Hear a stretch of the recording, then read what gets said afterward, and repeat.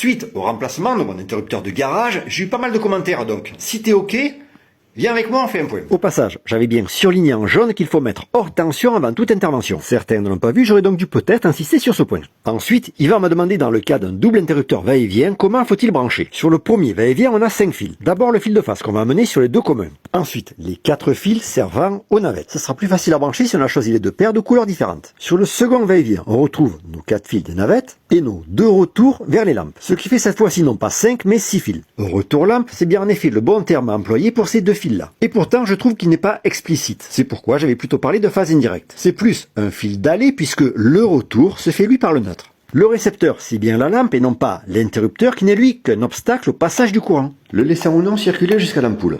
Mais comme l'a demandé notre ami Jocelyn, on va même aller un peu plus loin.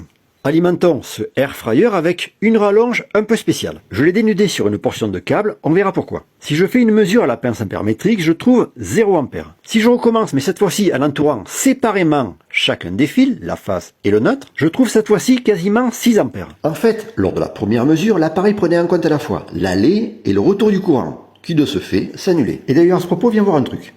Certains pensent que la destruction d'un tour électrique non déroulé est due à un phénomène d'induction, alors que pas du tout, puisque là aussi on a deux courants en sens inverse. Le champ électromagnétique produit va donc s'annuler. La montée en température provient en fait de la résistance interne du câble. Il y a une surchauffe par effet Joule.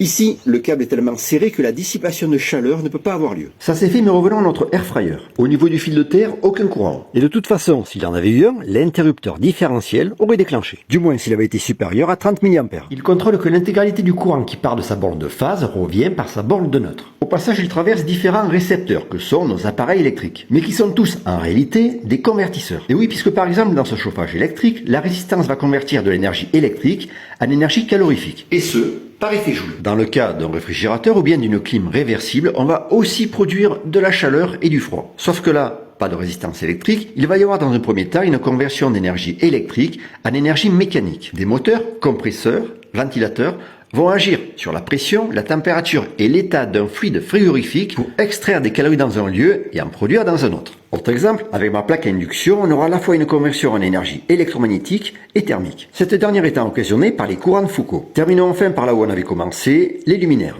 On a ici une conversion d'énergie électrique en énergie lumineuse, qui est d'ailleurs aussi de l'énergie électromagnétique. Voilà.